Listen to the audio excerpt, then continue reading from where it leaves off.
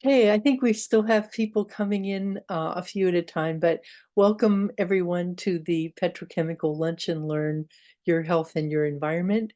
This is session 4 out of 10, and today we're talking about the land and the land beneath our feet, how we connect to it, some of the things that the petrochemical industry has done to it, and how we can repair those harms and go forward with a better attitude toward the land. And I think it's important to remember that we are all part of the land. We are not apart from it. We are actually part of the earth, of the living earth, and interconnected with all of the living creatures of the web of life. So I welcome all of you, and we will have some introductory commentary from myself, and Marcia Dinkins is unable to be with us today, so you'll have to put up with me as your moderator. And just to give you an overview of how we're going to proceed, I'm going to give an introduction about the sources of land pollution, and then Ted Bettner from the Ohio River Valley Institute is going to talk about ameliorating oil and gas land and how we can help to repair the harms. And then we will hear from Chief Pamai Shakmam Yalalai, who is with us to talk about how we live in harmony with the land, and healing the land also heals the people. So with that, um, Ben, if you could put my slides up, we will start. And if you could put your names and where you're from in the chat, that would help. And any questions that you have, please put in the chat. We are allowing time for breakout sessions. And Ben, do you have an introductory survey at the beginning, or? I do, yes. So I just put a link to that survey in the chat. And just before we get started, we'd like to hear from you all about what you know, what your concerns are about land and soil quality. We'll do this at the beginning of today's session, and then we'll take another moment at the end of today's presentation to just measure how far we've come, how much progress we've made, and how ready you feel to advocate in your community about land and soil quality. So if you could just take a moment to fill that out, the link is in the chat. Thanks. Okay, I'll give you a minute to do that. And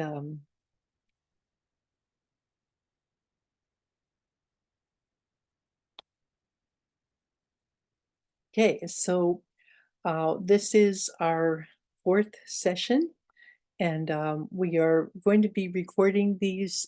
There will be a toolkit developed after each of these sessions, and this one in particular will have some materials, including some model ordinances for land protection and some other resources that will be helpful to you. So if we could start with America's land is pretty much owned 59% by private citizens and corporations.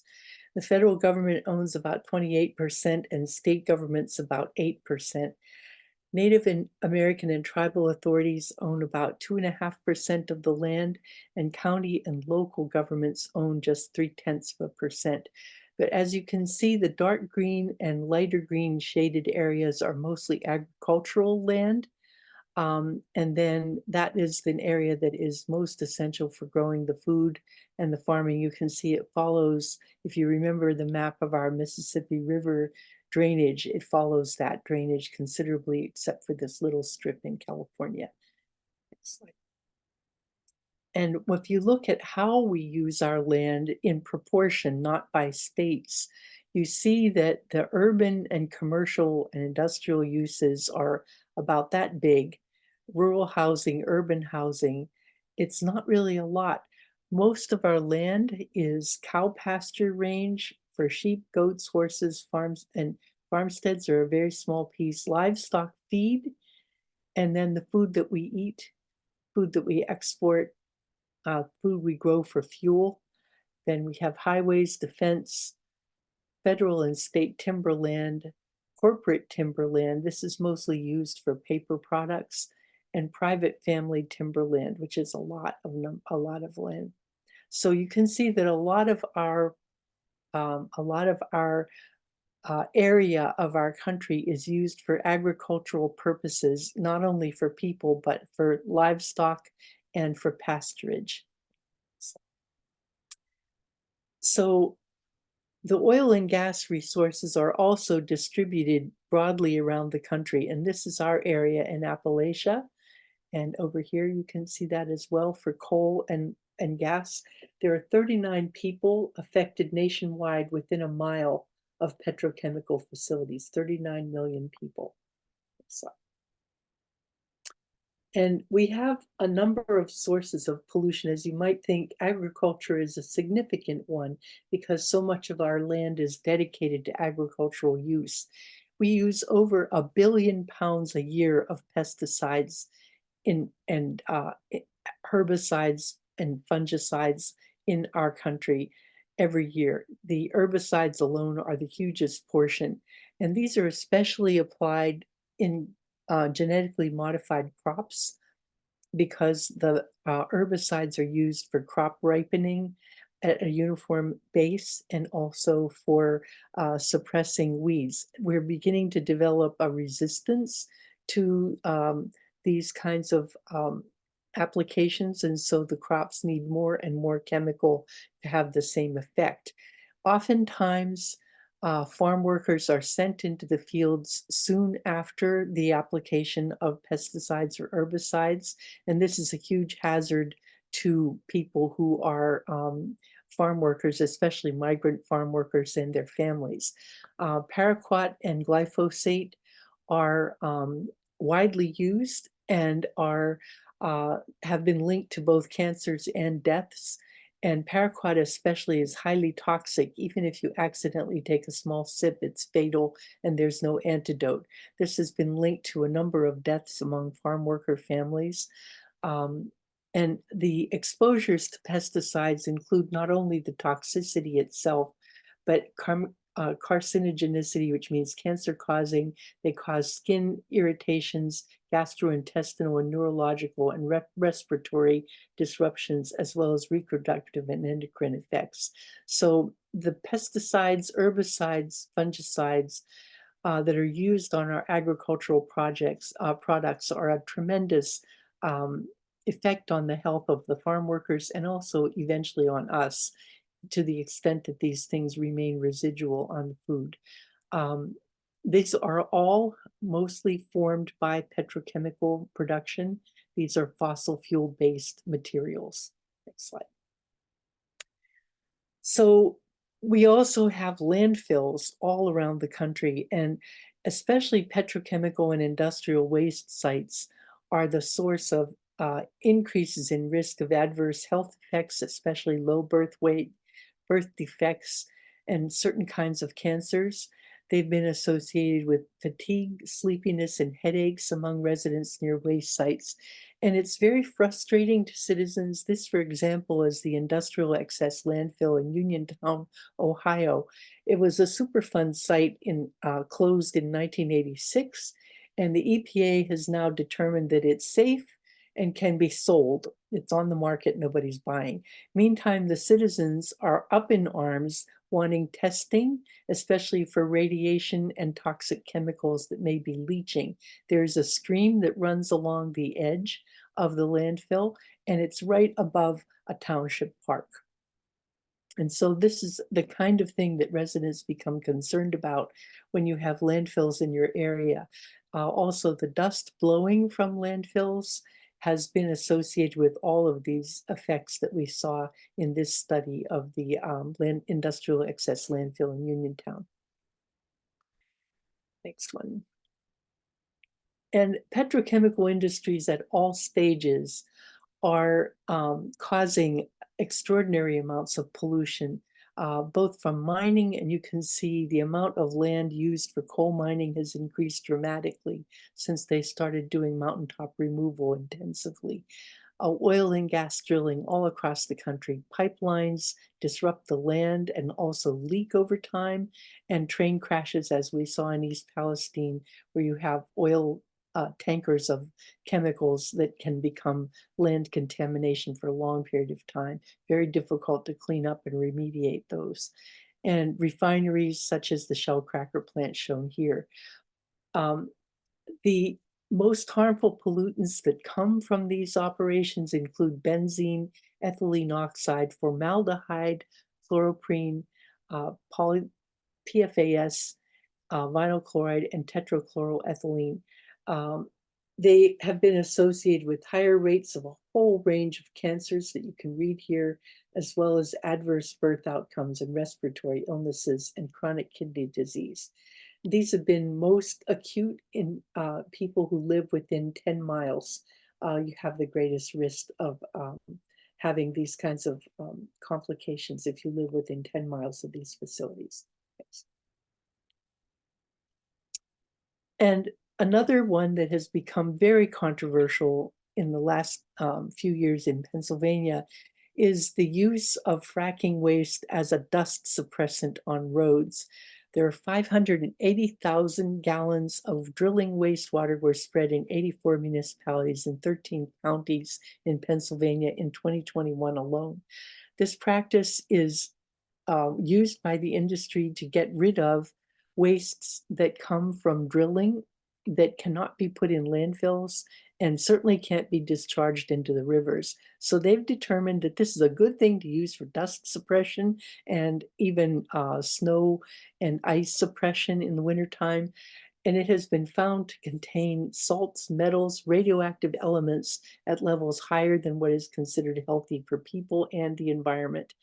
The most common things of concern are radium-226 and radium-228, for which the Nuclear Regulatory Commission requires that industrial discharges be below 60 for each. And they have found radium levels above 3,500 and one more than 3,500 and one more than 8,500. Dr. John Stoltz, who has been studying this issue, at the Center for Research and Environmental Research and Education at Duquesne, has said that breathing in this stuff and ingesting it from the dust are the worst types of exposure because you're irradiating your tissues from the inside out. So this is something that has become a great concern. There's legislation passed through the House in Pennsylvania so far that has allowed this to continue, even though it had been stopped for a while. So this is an issue of great concern right now. Next, please. We really have a situation where our health harms from land pollution are, the risk is determined by the amount of the exposure and the nature of the hazard. Most of our environmental regulations are written to control the amount of an exposure, regardless of the level of hazard. So if it's very hazardous, they allow a smaller amount of exposure. But the United Nations Sustainable Development Goal number 3 says that by 2030, substantially reduce the number of deaths and illnesses from hazardous chemicals in air, water, and soil pollution and contamination. Soil contaminants can reach us from the soil itself, from dust, air, water, or food that becomes contaminated. And these contaminations can occur separately or simultaneously. And the difficulty that we have is that metrics for making accountability for this kind of pollution is extremely difficult to obtain. We are not exposed to single chemicals at a time, but rather combinations of chemicals, especially when they get absorbed into the soil. They can become interactive with each other and with the ground itself. There are 566.7 million tons of toxic materials produced by the petrochemical industry, and this is expected to increase year on year from now until 2030. Ethylene, propylene, butadiene, benzene, xylene, toluene, methanol, all are toxic or carcinogenic. And these are things that the petrochemical industry produces in great volume, and they really don't take much concern about the disposal or the deposition of it. And especially if there are accidental spills or accidental contamination onto the land, it's very, very difficult to retrieve, recover, or actually remediate those kinds of spills. So this is an issue that we need to be much more vigilant about and put much more restrictions on how these things are created and used. Next slide. So the rights of the living earth and the indigenous peoples were called onto the international stage by the People's Climate Conference of Cochabamba in Bolivia in April of 2010.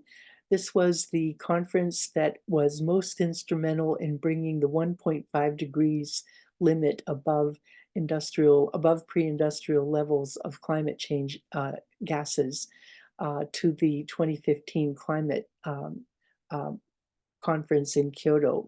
And their manifesto that they presented at that time started, "We the peoples and nations of earth, we are all part of Mother Earth, an indivisible living community of interrelated and interdependent beings with a common destiny. And that destiny is for us to live in harmony with nature and not be suppressing, damaging, and destroying it as part of our daily activities."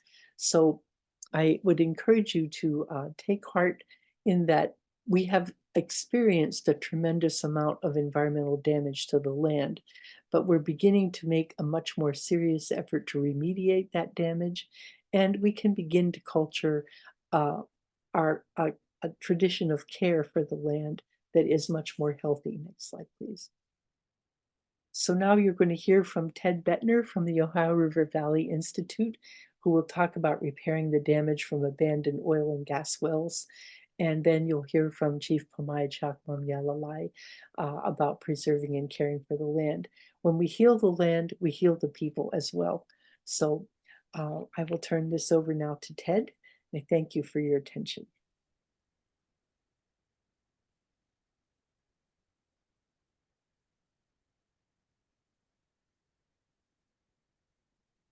Good afternoon, everybody. Thanks for giving me the opportunity to be here. It's a real pleasure. I know. And today, Ben, do you want to control? Okay, Ben, you got it. Great. Thanks so much, Ben. And what I want to just talk about in the next 10, 12 minutes is just talk about orphaned and abandoned well cleanup in Appalachia. One of the good things about having really bad regulations is we can create jobs to clean up the mess that's been left over the last century, and we can explore opportunities to further do this as well. Next slide, Ben. So some of the things that Patty talked about, some of the volatile organic compounds like benzene and things that come out of oil and gas wells are very hazardous, and they pose significant health, safety, and environmental problems by contaminating water supplies. Orphaned oil and gas wells also leak methane, which is a very powerful greenhouse gas, as people know, that contributes to climate change. They can also lower property values and in some cases cause explosions in places. And they can be particularly problematic when they are near population centers or in schools or in someone's backyard at their house. So there are significant problems with them. Altogether, the abandoned wells that have been estimated in this country are at 2.2 million. So just to give you an idea, most of these wells do not currently have an operator. Most of them were drilled in the early 20th century or late 19th century. But we are creating orphan wells as we speak. When oil and gas companies go out of business, many times they leave all those wells to you and I to clean up. The EPA estimates that they're emitting about 294,000 metric tons of methane. And, that's equivalent to about 2.2 coal-fired power plants. That's according to the EDF calculator. So that's how much methane is leaking into the atmosphere from these millions of abandoned orphan wells that are scattered all across. Ben, the next slide.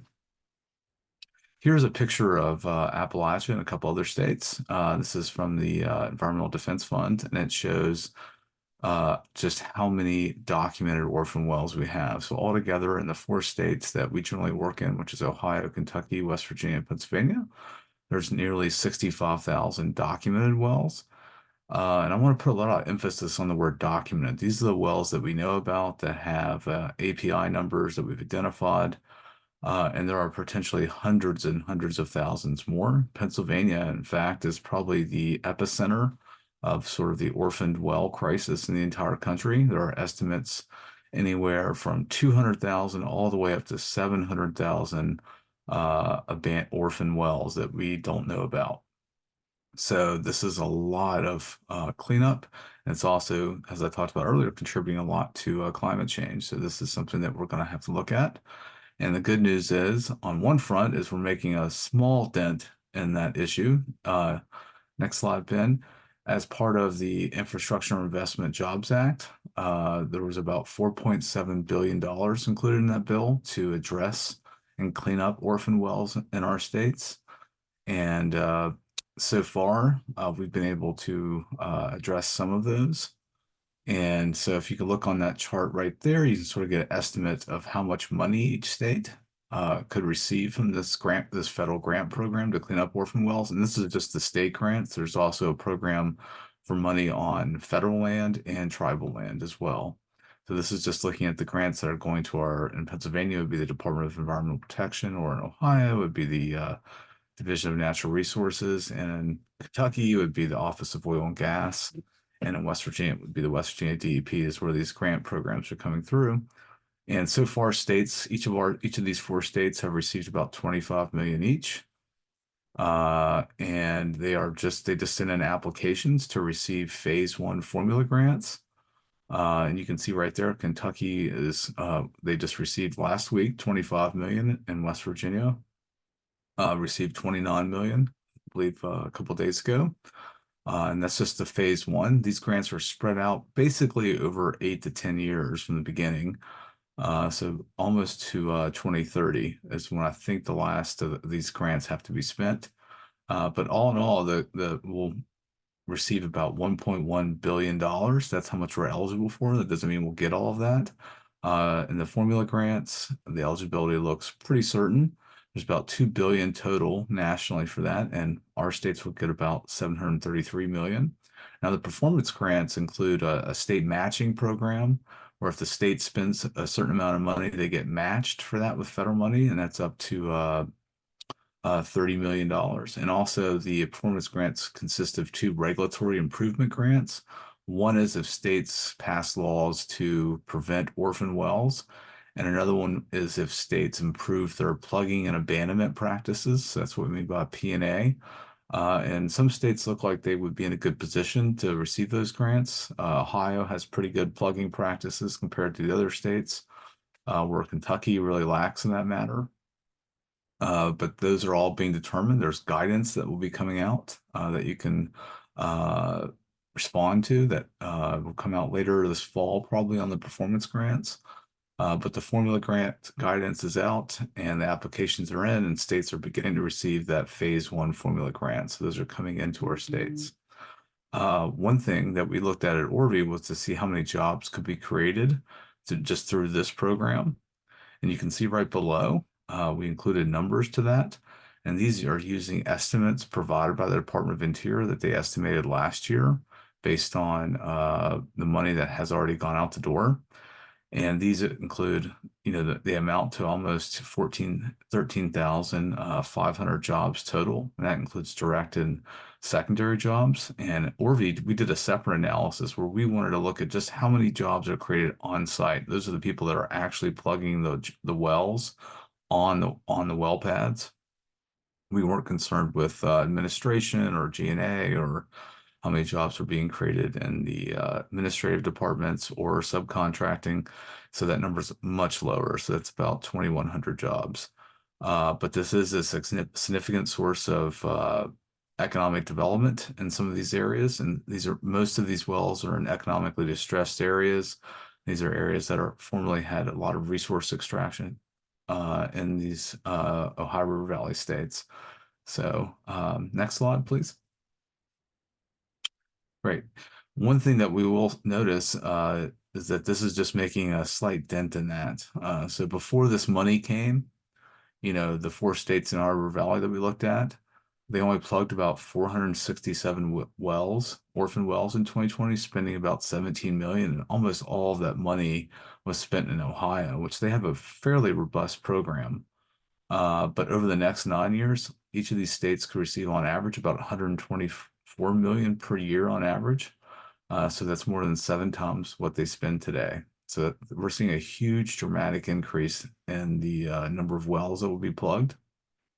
And according to estimates, as we talked about earlier, there's about 69,400 orphan wells.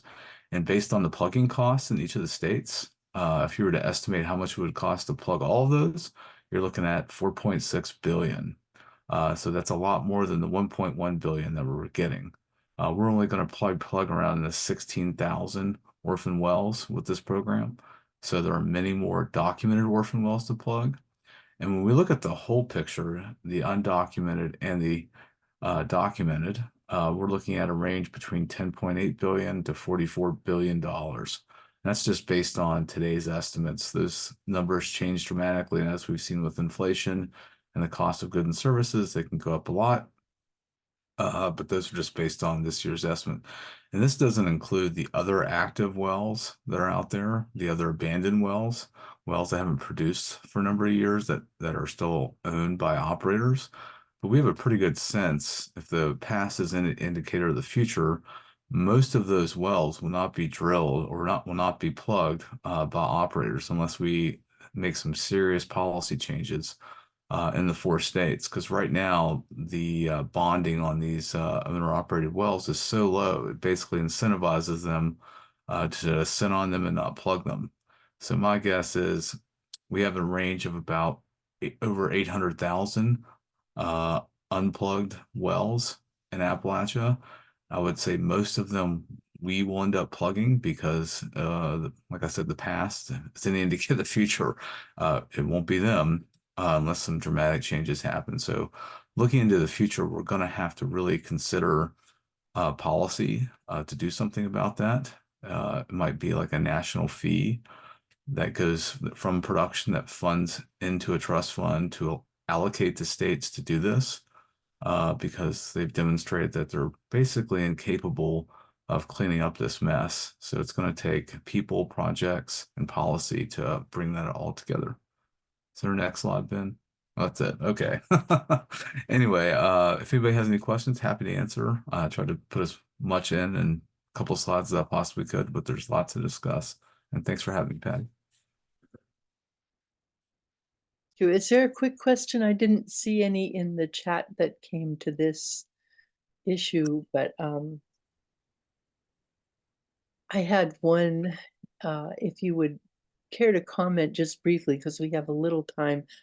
What would you think would be the most effective measure we could take to insist that operators that are currently operating have sufficient funds left, for us to clean it up if they don't? Is there any model legislation that we can look at that might be put into play that we could adopt or recommend? Yeah, I think there are multiple fronts. One of the big things that's happening is oil and gas companies, as their production goes down and their value of their stock goes down, they end up transferring their wells to sometimes dummy companies or companies that they know full right that aren't going to be able to have the assets to plug them. So states like California, for instance, just recently had a ballot measure, or they passed, not a ballot measure, but legislation to end the transfer of wells. That the only way you can transfer wells is if they're bonded at full cost. So if you're in Pennsylvania right now, the full cost of plugging a well is averaging about $109,000 per well, at least for the orphan wells. It would probably be a little different for the private sector, for the the stripper wells, and other wells might be 75% of that, or 75,000. But doing that would have a dramatic impact. Bonding, I think, is a very difficult thing. Depends on the state. A lot of the companies, frankly, they've admitted this all the time. They'll tell you if they had full cost bonding, and these are not like I always say that in the gas industry, there's the billionaires and the millionaires. Billionaires are like your EQT, Antero, CNX. They are probably in a position to be able to pay the premium on a bond at full cost or is set much higher. But when you get into some of the stripper well companies and the smaller ones, they would probably fold. And you can think to yourself whether that's good or bad. But we don't want those wells, we want them plugged. We don't want them to be on the state's balance sheet any better. So I think at the end of the day, you're going to need a fee on production that goes into a fund or money that is set aside to do this. And the best time to do that was when the well was permitted. So unfortunately that can't happen, but the second best time to do it is to do it now. But Some states are taking more proactive stances of increasing the bonding amounts on idle wells. Some states like California have an idle well fee, things like that. But if we want to deal with the abandoned wells and the orphan wells that are already out there, there's nowhere to get the money other than if we want to adhere to the polluter should pay. And then I think a fee on production would seem like the only way. Yeah, okay. Thank you very much. Thank you very much, Ted. Now we will turn the microphone over to Chief Pamay Shakmanyalalai. Pamay, the floor is yours. Thank you. Do we have the slide presentation ready? Thank you. Thank you so much. I'm happy to be here today, and we have a lot to be thankful for, and we have a lot to look forward to because action is happening. We have made a concerted effort to stand in the footsteps of the greats that came before us, that stewarded the land all over the Americas and all over the planet. And this is a great time for all of us. So the subject matter today is the land beneath our feet. Next slide, please.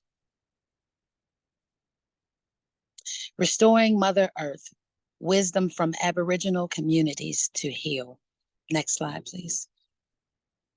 Ba'akskawa alik tu'ul akol. Greetings to everyone. Next slide. Next slide. Ni wa yib ix pomai chakmam yahalahi. Next slide. Sharing my language with you. My title is Pamay Chakmam Yahalahi. Next slide.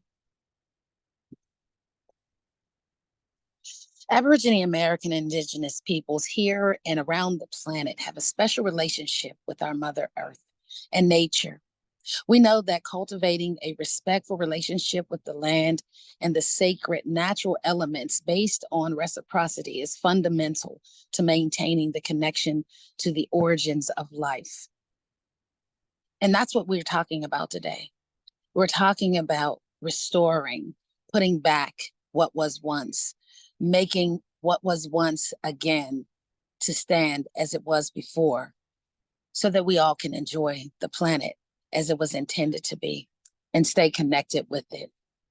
A model in Indigenous cultures, and especially ours here in the Americas, is that we are nature.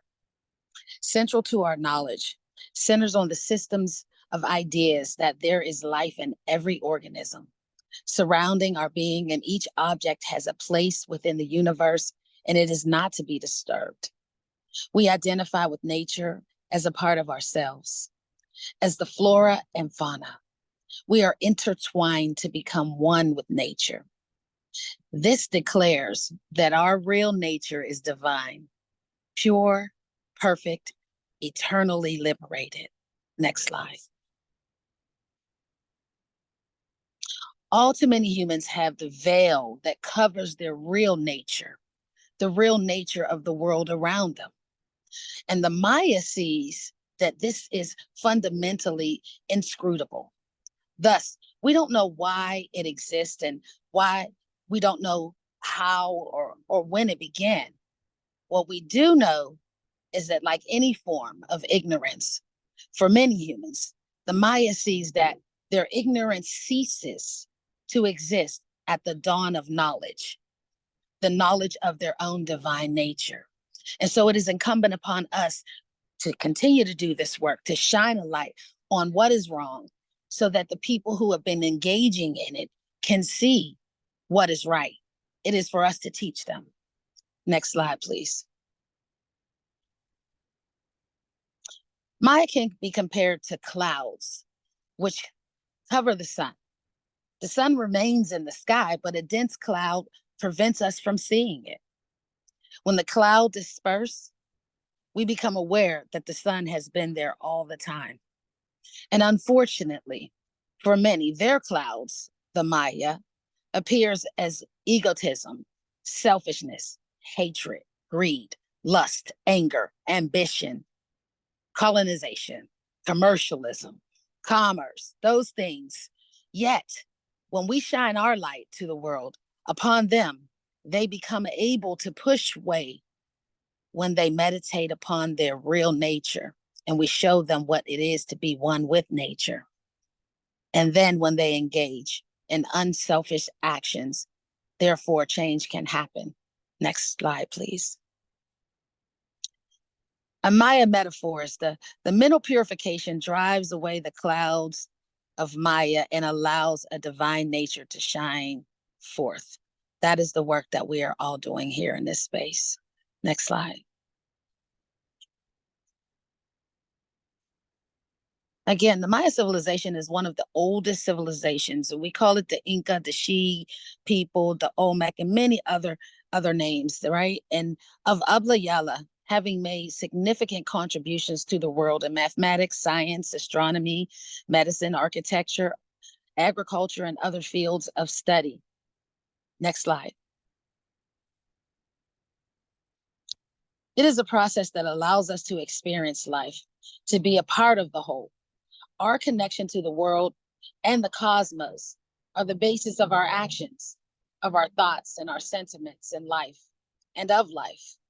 These expressions of science and spirituality can be found in our astronomy, our mathematics, architecture, agricultural systems, medicines, and understandings of the cycle of time, the life of nature and humans, and the relationship between the movements of the stars, the sun, and the moon, and the original beings. Next slide, please. Kawak represents the various stages of life: bloodline, lineage, communities, nations, balance, caring, protective of, and defending our people and Mother Earth. Oya Nair is what I am and what many of our women are in this walk, which means that we are the good path makers. And we have a duty to all life, beginning with Mama Earth, for she is living and breathing. Good path makers create justice and dignity with and for all of our peoples. Next slide.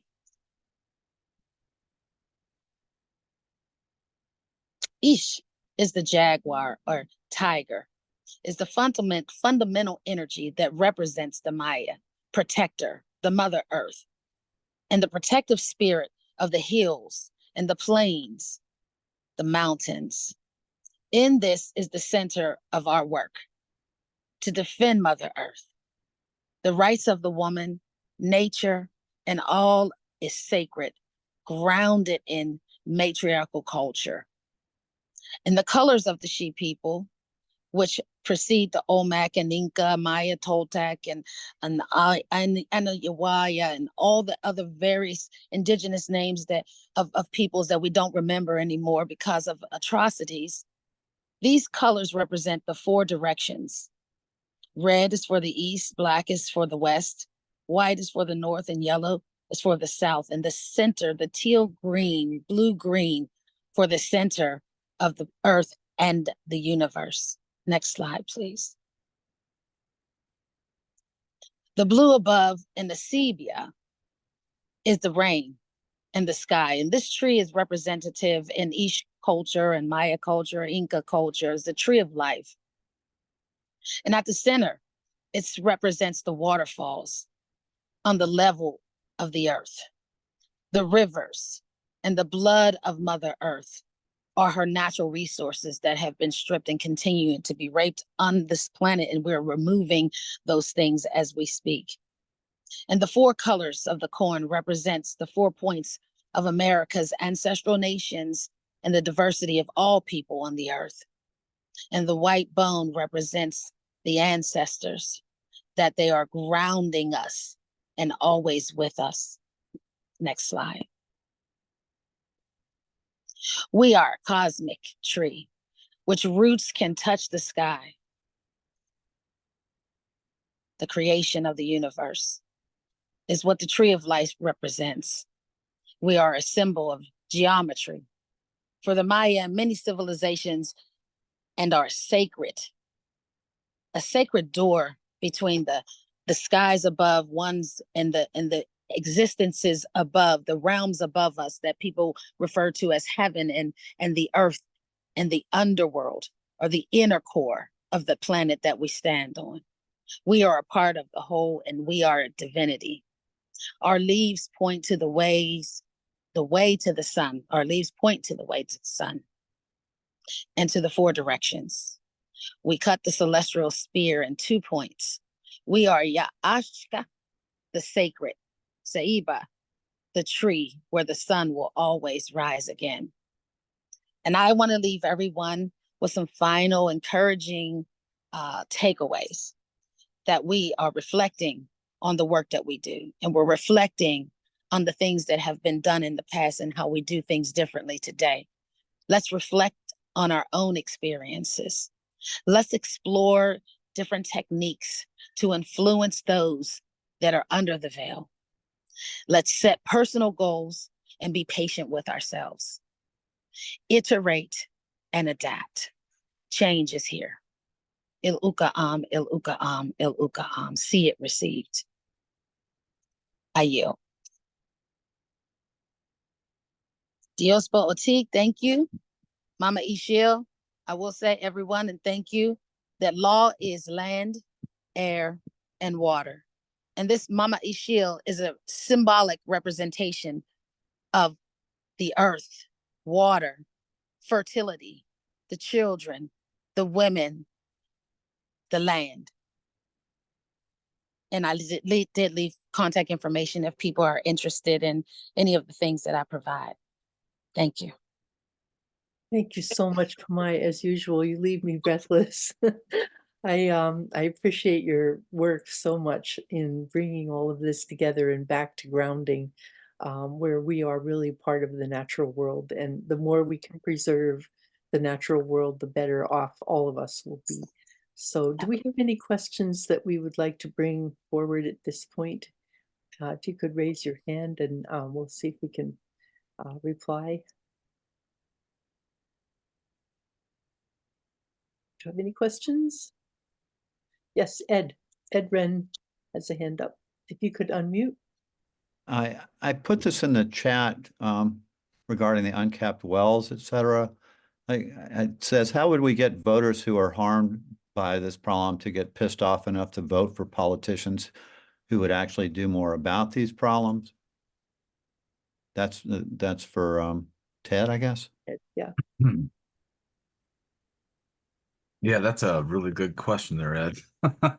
Yeah, I don't have the faintest idea. I mean, I think pointing out, the problems with them, voters' priorities, it's hard to get them to see this as probably like one of the larger priorities for them.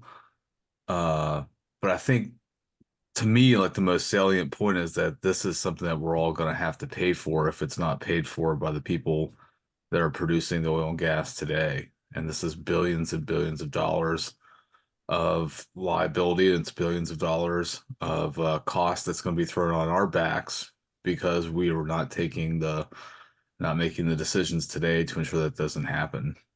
Mhm. I don't know if that would help at all, but Well, I mean, I'm going to suggest the power of stories, just people that are directly affected and getting that word out and empathy for people like that. I don't know. Just a thought. yeah, that sounds like a good one too. Yeah, I'm lost too on it.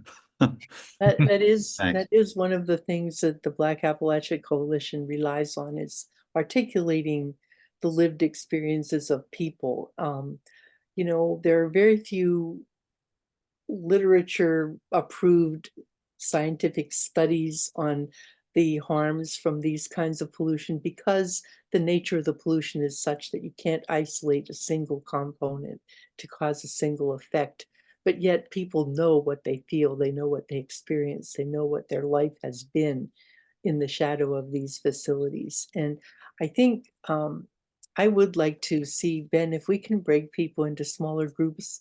I would like to ask you, first of all, to share in small groups where you might feel freer to talk, how you connect to the land in your own community. What's the important elements of your connection to the land?